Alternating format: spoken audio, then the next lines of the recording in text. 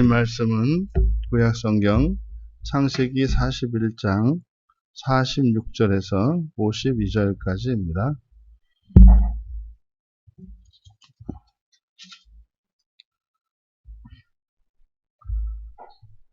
우리 같이 한 목소리로 함께 읽겠습니다. 요셉이 애굽 왕 바로 앞에 설 때에 30세라. 그가 바로 앞을 떠나 애굽 온 땅을 순찰하니 7해 풍년에 토지 소출이 심히 많은지라. 요셉이 애굽 땅에 있는 그 7년 곡물을 거두어 각 성에 저장하되 각 성읍 주위에 밭의 곡물을 그 성읍 중에 쌓아두매 쌓아둔 곡식이 바다 모래같이 심히 많아 세기를 그쳤으니 그 수가 한이 없음이었더라. 흉년이 들기 전에 요셉에게 두 아들이 나되 곧 온의 제사장 보디베라의 딸 아스낫이 그에게 낳은지라. 요셉이 그의 장남의 이름을 므낫세라 하였으니 하나님이 내게 내 모든 고난과 내 아버지의 온 집 일을 잊어버리게 하셨다 하며 차남의 이름을 에브라임이라 하였으니 하나님이 나를 내가 수고한 땅에서 번성하게 하셨다 함이었더라. 아멘.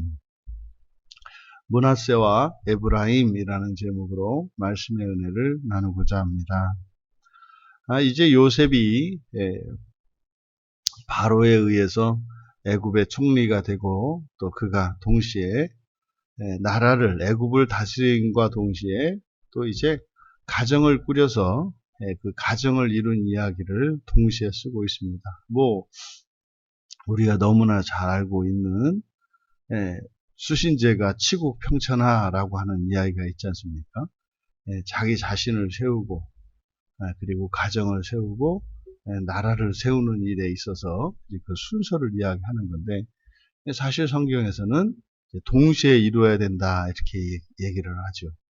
그러니까 우리가 예수 그리스도를 믿고 이제 그리스도인으로 이 세상을 살아가게 되면 자기 자신을 끊임없이 그리스도를 닮아가도록 그렇게 이제 인생을 살아가는 것이고 또한 동시에 가정을 그리스도인의 참다운 가정으로 세워가는 것이고 그리고 그러한 믿음의 가정들이 모여서 교회를 이루어 갑니다. 그러면 내가 참된 신앙인으로서 그리고 우리의 가정을 참된 그리스도인의 가정으로서 세워가고 그리고 교회를 세우면 그것이 곧 나라를 세우고 더 나아가서 이 시대를 거룩하게 하는 일이라는 거죠. 우리가 이것을 잊지 말아야 합니다.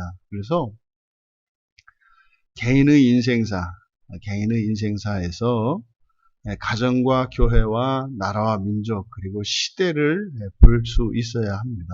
또 반대로 지금 이 시대에 일어나는 국제적인 일들이나 이 나라에 일어나는 일들을 통해서 또한 우리 자신의 인생사를 또한 볼 수 있어야 합니다. 그래서 나라고 하는 한 사람의 인생을 확대시켜 놓은 것이 이 시대에 일어나는 우주적인 그리고 국가적인 일들인 거죠. 그래서 크게 확대해 놓으면 너무 작아서 보이지 않는 것을 볼 수 있지 않습니까? 또 우리들 개인에게 일어나는 이러한 일들은 또한 전체를 볼 수 있게 하죠. 그래서 많이 확대시켜 놓으면 전체가 눈에 들어오지 않는단 말입니다. 근데 그것을 나 자신에서 봐야 하는 거죠. 나 자신의 인생사에서 하루하루의 삶을 통해서 정말 이 시대가 또 이 나라와 이 민족이 어떻게 되어가고 있는가 하는 전체적인 모습을 나에게서 볼 수 있고 그리고 이렇게 우리의 밖의 환경 속에서 일어나는 일을 통해서 우리 자신을 더욱 정교하게 볼 수 있는 거죠. 그래서 그리스도인은 상관이 없는 게 아무것도 없습니다. 이 나라에 일어난 일들도 그것이 곧 나의 일이요. 또 가정 안에서 일어난 일들도 나의 일이요. 교회 안에서 일어나는 일도 나의 일입니다.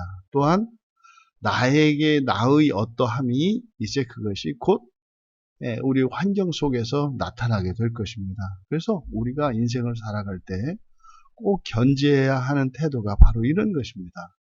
그래서 너와 나로 구분하는 것이 아니라 전체를 내 몸으로 보고, 그래서 확장되어진 나인, 이런 이 시대의, 또 우리가 속해 있는 국가와 민족에게서, 가정에게서 일어난 일들을 통해서 나를 발견하고, 또 이러한 나를 통해서 이 시대가 나아가야 할 바, 그리고 이 시대가 어떻게 되어질까 하는 것을 우리가 선지자적인 삶을 살아갈 수가 있는 거죠. 우리가 이런 일이 일어날 거다, 이렇게 하나님의 계시를 받아서 뭐 이런 일이 일어날 거다, 뭐 이런 것도 있겠습니다만, 우리가 미래를 만들어갈 수 있죠.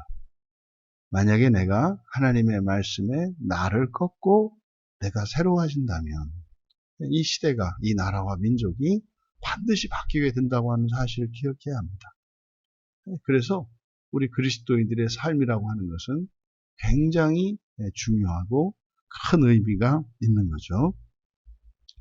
지금 요셉이 애굽을 다스린 것, 그리고 가정을 꾸린 것, 이 두 가지 사건을 동시에 나타내고 있는 이 본문 말씀을 통해서 우리들이 우리 자신의 인생관에 대해서 좀 정립할 수 있었으면 좋겠고, 그래서 나의 사적인 인생과 또한 공적인 인생이 어떠한 의미인지, 그리고 이것을 어떻게 통합시키며 살아가야 할 것인지 하는 그 지혜를 얻을 수 있기를 바랍니다. 먼저 46절에 요셉이 애굽 왕 바로 앞에 설 때에 30세였다 이렇게 밝힙니다. 그러니까 요셉의 나이를 밝히고 있거든요. 그러니까 요셉이 형들로부터 이제 노예로 팔려온 것이 17이었습니다. 그러니까 그때로부터 13년의 세월이 흘렀다는 거죠. 13년의 세월. 이게 기구한 세월이지 않습니까?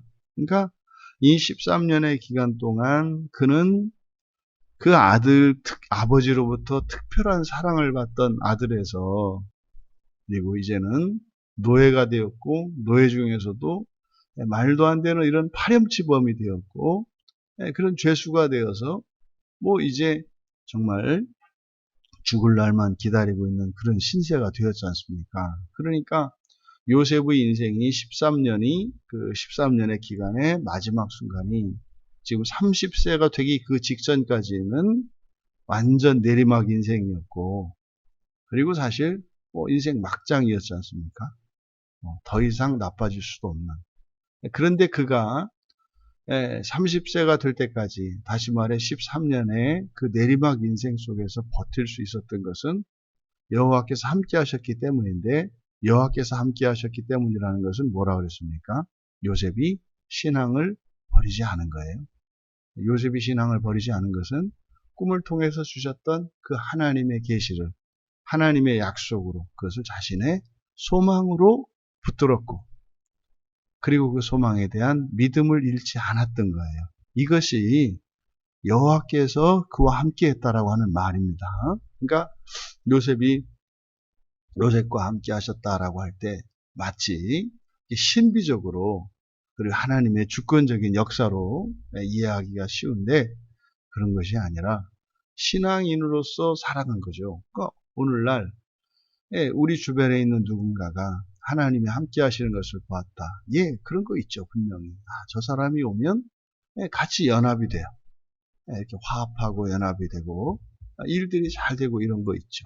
근데 그보다는 우선 가장 기본적인 것이 그리스도인으로서의 정체성을 잃지 않고 그리스도인으로서의 삶을 살아가는 것이 우선입니다. 그리고 나서 잘 되고 하는 것이 그 다음이죠. 그러니까 이것은 가장 우선이 신앙이다라고 하는 것을 잊지 마셔야 한다. 그러면 요셉이 이때까지 버틸 수 있었던 것, 그것이 이제 오늘날 우리들의 관점에서 보면 신앙을 잃지 않은 거예요. 그리고 무엇보다 사람들과 함께 있을 때에 선한 영향력을 행사하는 거예요. 근데 그것이 그 사람의 어떤 자질이나 재능이나 무엇이기보다는 알 수 없는 묘한 일이 일어나는 거죠. 그러니까 하나님이 함께 하신다는 것을 알 수가 있는 거죠. 그러니까 아닌 건 아닌데 꼭 그 사람에 의해서만 되는 것은 아닌 것 같은. 그래서 그 신앙을 따라 살아가는 것과 또 그가 신앙을 따라 살아갈 때 일어나는 하나님이 행하시는 일들이 나타나는 거죠. 그것이 사실 요셉으로 하여금 이제 30이 될 때까지 버티게 했던 힘이었습니다. 그리고 그가 이제 총리가 된 것인데, 총리가 된 게 30세다라고 할 때 이 30세라고 하는 이 기록은 1차적으로 두 가지 의미가 있죠. 30이라는 나이는 관습적으로 그리고 법적으로 이제 공직에 나아갈 수 있는 나이이고, 또 여기서 말하는 30세는 그래서 객관적인 의미의 30세의 의미가 있겠습니다만, 요셉이 30세가 되었을 때 이제 그때가 하나님이 또한 그를 높이신 때죠. 그러니까 하나님의 선하신 때와 그리고 이 세상의 법적이고 사회적인 때가 일치하는 거죠. 그러니까 하나님이 누군가를 높이실 때 아무 원인이 없고 아무 자격도 없는 사람을 높이시는 것은 아니다. 또 그런 자격이나 이것을 갖추었다고 해서 하나님의 때와 상관없이 되는 것도 아니다. 그러니까 이 두 가지 때가 만난다는 거죠. 그러면 뭐 인간적으로도 완벽해야 하고 그래야 또 하나님이 한다. 그것은 아닙니다. 하지만 하나님이 누군가를 택하시고 그를 높이실 때는 누가 보더라도 납득할 만한 무엇이 있다 이 말이에요. 납득할 만한 무엇이 있다. 하지만 그것이 결코 공로는 아니다. 공로는 아니다. 그래서 이 30세였다라고 하는 이것을 통해서 하나님의 때라고 하는 것은 그냥 막연한 미래이고 도대체 알 수 없는 그런 것이 아니라 알 수 있다는 거죠. 알 수 있다는 거죠. 아, 이만한 때면은 이렇겠구나라고 하는 이런 판단이 선다는 거죠. 예수님께서도 우리가 자연 현상을 분별하는 일과 하나님의 뜻을 알아가는 일이 일치한다는 것을 말씀을 하거든요. 그러니까 이제 이 30세가 되었을 때 하나님이 그를 높이실 때가 되었고요. 또 하나님이 그를 높이시려고 할 때 이렇게 법적으로, 관습적으로, 또 사회적으로도 그렇게 할 수 있는 때가 일치한 것을 나타내고 있다. 그리고 그가 바로 앞을 떠나서 애굽 온 땅을 순찰했다. 그러니까 여기서 순찰하다라고 하는 말이 그러니까 아바르인데 그냥 지나가다라는 뜻이거든요. 지나갔다. 그러니까 그가 어떻게 해요? 쉼 없이 이게 나라를 다스리는 일에 쉼 없이 열심히 한 것을 나타냅니다. 그랬더니 이제 그 바로 뒤에 이어지는 내용, 7해 풍년에 토지 소출이 심히 많았다는 것, 이것이 앞에서 온 땅을 순찰했다는 것, 그리고 바로 앞에서 하나님의 선하신 때였다는 것, 이것이 동시에 나타나고 있죠. 그러니까 하나님이 때에 하나님이 세우시니까 그럴 만한 때가 되었었는데, 그랬더니 그가 하나님이 세우신 그 자리에서 열심히 자기에게 맡겨진 일들을 했다는 거예요. 그랬더니요, 7해 풍년이 심이 많았다.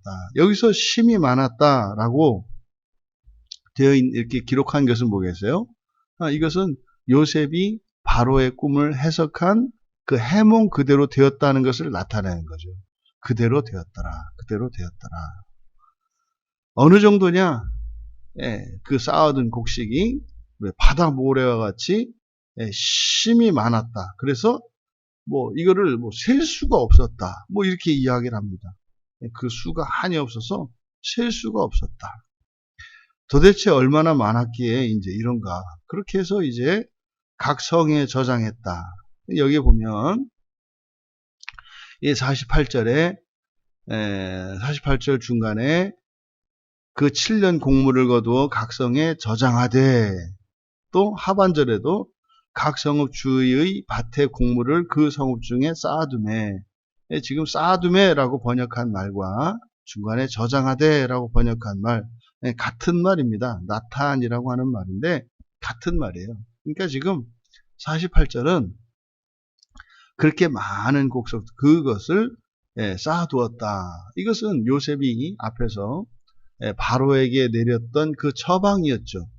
이제 뒤에 있게 될 그 대흉년에 대해서 어떻게 예배해야 될 것인가를 요셉이 대안을 제시했지 않습니까? 그것을 이제 하나님께서 주신 지혜였던 거죠. 그러니까 어떻게 했다? 그대로 했다는 거예요. 그대로 순종을 했다. 자신이 말을 했습니다만 그것은 하나님의 뜻을 전한 것이었고 요셉이 총리가 되어서 하나님의 뜻대로 했다, 순종했다라는 거죠. 이것을 강조하기 위해서 이제 우리말 성경에는 저장했다, 쌓아두었다.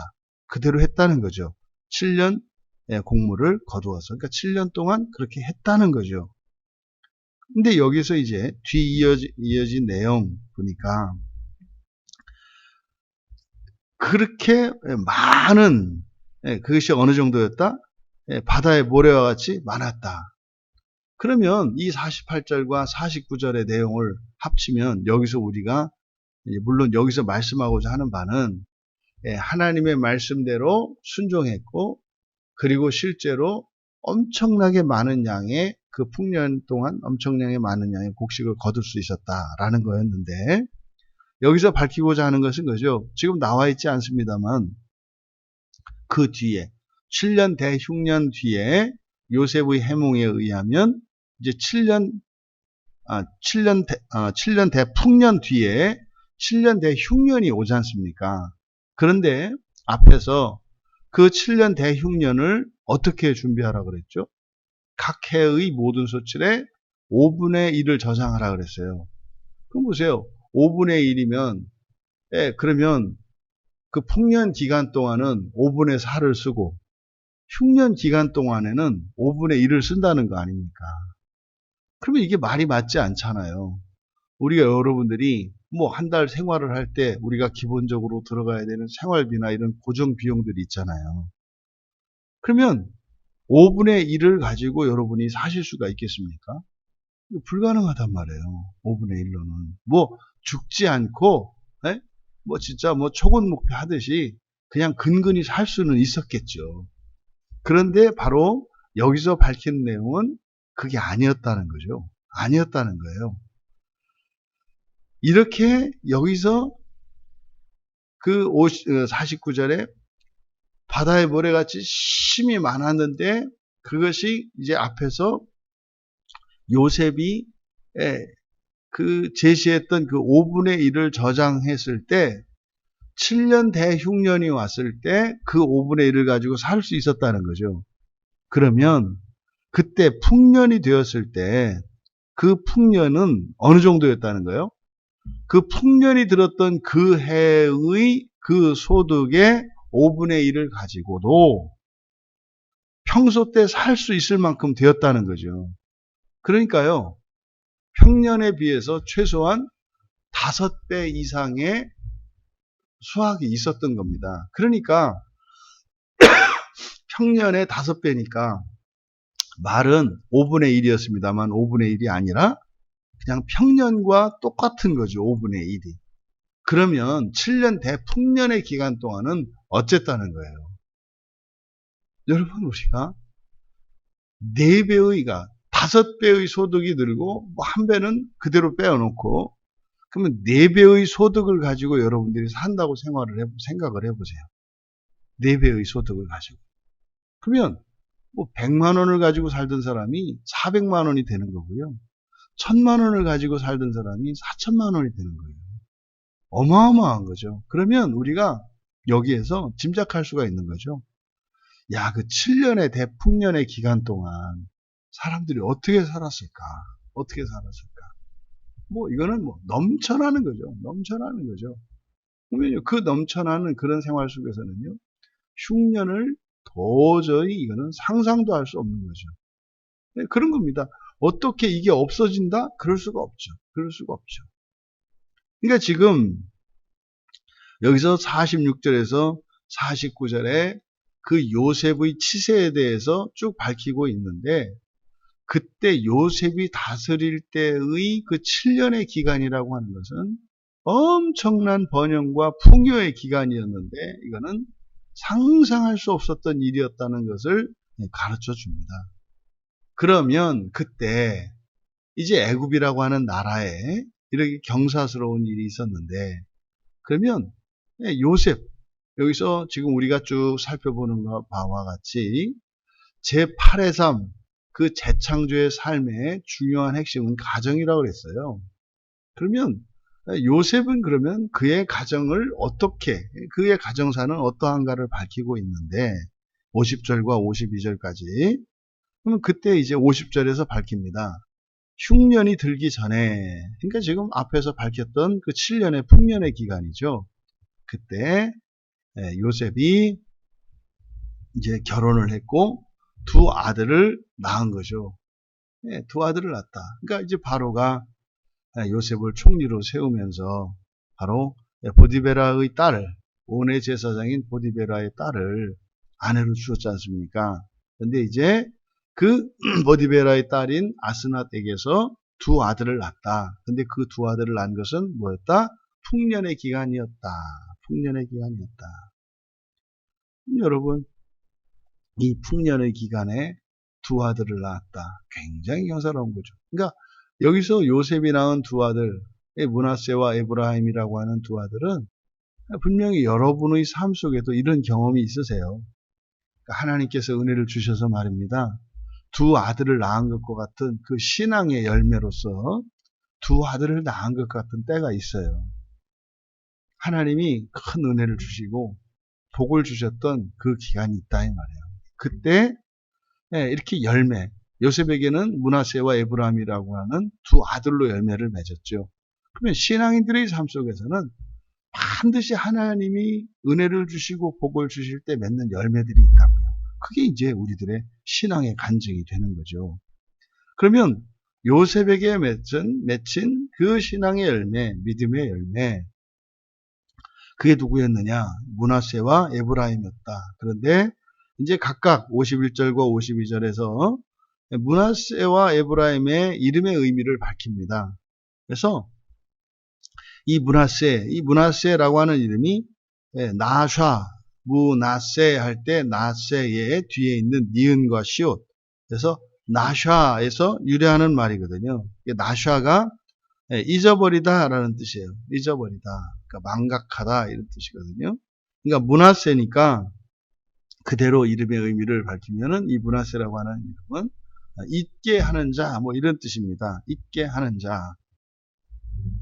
그러니까 이 므낫세라고 하는 이유가 뭐다? 하나님이 내게 내 모든 고난과 내 아버지의 온 집 일을 잊어버리게 하셨다. 그러니까 이 아이 므낫세라고 하는 아이는 뭡니까? 요셉이 지금까지 겪었던, 그러니까 30이 되어서 총리가 되었고, 그리고 그 7년의 기간 동안, 그러니까 13년과 7년 하니까 뭐 20년의 기간이 되지 않겠습니까? 그러면, 그가 형들로부터 배신당하고 팔려오고, 그 보디발의 집에 들어가서 총무일을 하다가 또 감옥에 갇히고 했었던 그 13년의 그 기간, 그 기간에 일어났던 그 기가 막힌 사연들, 그 아픔들, 그것을 내 모든 고난과 또 내 아버지 온 집 일, 이렇게 돼 있어요. 내 집, 아버지의 온 집 일이면은 뭐 아버지에 대한 향수 이런 것뿐만 아니라 형들과 가족 안에서 일어났던 일.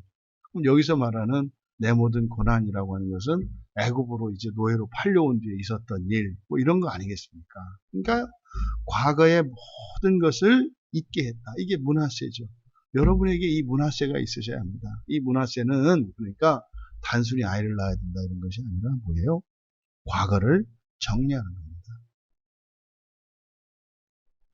내 인생에 일어났던 힘들고 아프고 괴로웠던 그 모든 사건들이 마치 구부러졌던 철사가 그냥 쭉 하고 일자로 펴지는 것과 같은 일들이 일어나야 한다 이 말이에요. 그게 므낫세의 의미입니다. 우리가 예수를 만나고 나면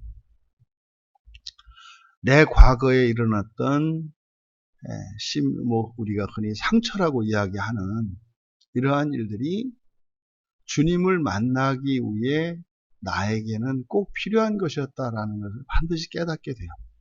이번 수양에서도 어느 사모님 한 분의 간증이 되게 이렇게 이제 은혜롭고 마음에 이제 감동이 되었던 그런 거죠. 굉장히 이제 어려운, 그러니까 풍요로운 집에서 굉장히 이렇게 힘든 어린 시절을 이렇게 이제 보내서, 그래서 그냥 완전히 위축되고 그냥 이렇게 억압된 상태로 이제 살아왔던 그런 사모님 한 분이 계신데, 이제 그분이 이제 알겠다는 거죠. 예수님을 만나고 나니까 만약에 내가 그런 집안 환경 속에서 오냐 하고 나를 죽여 세우고 이렇게 하고 살았다면 본인의 삶이 보인다는 거예요. 다른 예수를 믿지 않고 정말 세상적으로 그냥 세상으로 흘러가서 세상적으로 잘 살았겠다라는 걸 느꼈다는 거예요. 그러니까요, 주님을 만나고 나니까, 그러니까 말씀을 통해서 하나님이 어떤 분이신지 알게 되었고, 하나님이 나를 사랑한다는 것도 알게 되었고, 내가 그 하나님을 사랑하게 되니까 과거에 있었던 모든 일들이 바로 그 한 가지 일로 전부 의미 있게 아름답게 재탄생하는 거죠. 재창조가 되는 거죠. 이것이 문화세가 의미하는 바입니다. 우리가 예수를 믿고 여러분들이 그리스도인으로 살아가는데 이거죠. 제가 1차적으로 우리 지체들에게 일어나기를 가장 먼저 바라는 일이 문화세가 되는 거예요. 문화세. 지나간 날에 과거의 모든 아픔과 이런 고난들, 내 과거에 있었던 슬프고 아픈 이런 기억들, 이것을 다 잊는 거예요. 잊는다고 하는 게 뭡니까? 이렇게 망각하고 기억에서 사라진다는 의미가 아니라 재해석돼서 재창조되는 거죠. 그것이 마치 환경에 의해서, 주변 사람들에 의해서 내가 당한 인생이 아니라 내가 예수님을 만나기 위해서 내가 스스로 찾아갔던 길로 우리가 이해하게 되는 거죠. 그러면 그때 있었던 일들은요, 참으로 감사하고 뜻깊은 일이고 아주 숭고한 일들이 되는 거죠. 이것이 문화세입니다. 근데 여러분, 과거와 현재가 바뀌면 과거와 미래가 바뀐다고 했지 않습니까? 그러면요, 문화세가 되었다. 다시 말해, 과거로부터 현재까지의 나의 삶이, 나의 인생에 대한 기억이 펴졌어요. 그러면은요, 그것은 그 첫째 부활을 향해서도 내가 펴진 거죠. 현재는 과거와 미래가 만나는 지점이에요. 그러면 과거를 돌아보면은요, 미래를 알 수 있고요. 미래에 대한 소망을 보면 내 과거의 의미를 알 수가 있는 거예요. 서두에 자기 개인의 삶이 국가이고, 국가에서 일어나는, 또 이 시대에서 일어나는 일이 또 나의 일입니다. 이렇게 말씀을 드렸지 않습니까? 그러니까 이것은 시간적으로도 과거에 대한 나의 이해와 나의 의미, 이것은 미래와 연결되어 있다. 그러니까 단지 이 문화세는 과거의 일만 이야기하는 것이 아니다. 그러면 이렇게 과거가 정리된 요셉, 그에게 현재는 어떠한가? 이제 둘째 아들 낳거든요. 둘째 아들이 에브라임입니다.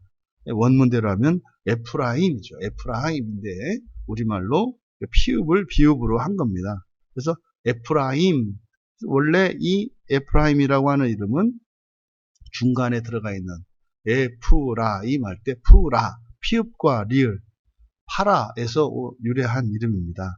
이 파라라고 하는 것은 열매 맺게 된다는 뜻이에요. 열매 맺다 이런 뜻이거든요. 그러니까 에프라임이라고 하는 이 의미는 열매와 같은 사람, 뭐 이런 뜻이죠. 그러면 과거를 잊어버린, 이제 과거가 새롭게 재해석되어진 요셉에게 그 현재의 삶은 어떤 삶이었다? 열매 맺는 삶이었다. 그래서 하나님이 나를 내가 수고한 땅에서 번성하게 하셨다 함이었더라. 그러니까 그의 현재와 그의 과거를 지금 나타내고 있어요. 무엇으로? 므낫세와 에브라임으로. 그러면 보이지 않는 그의 미래는요, 하늘에 닿아 있는 거죠. 이것을 우리가 볼 수 있어야 돼요. 미래는요, 보입니다. 어떻게요? 현재와 과거를 통해서. 여러분의 오늘의 삶이, 므낫세의 삶이요, 에브라임의 삶이라면 여러분의 인생의 끝에는 하나님 나라에 맞닿아 있다는 사실을 알 수가 있어요. 그러니까 말입니다. 우리가 첫째 부활에 참여하는 일이 불확실하지 않아요.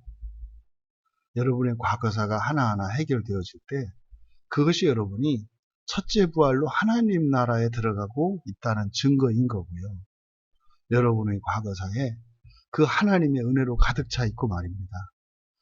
현재의 삶이 어떠할지라도 이것이 열매 맺는 삶이구나. 사람들은 그러죠. 근데 너무나 마음 아파요. 재산이 많아지고 커지고 이러면 그것을 열매라고 생각을 해요. 그렇지 않아요, 여러분. 환경적으로 어려울 수 있고요. 경제적으로 어려울 수도 있고 여러 가지 면에서 고난 가운데 있을 수 있습니다. 요셉이 지금 총리가 되었고 이렇게 했기 때문에 그렇습니까? 아니라니까요. 감옥에 있을 때도 그랬고요. 보디바르의 집에서 노예로 있을 때도 그랬어요, 여러분. 그때 시험이 계속 왔지 않습니까?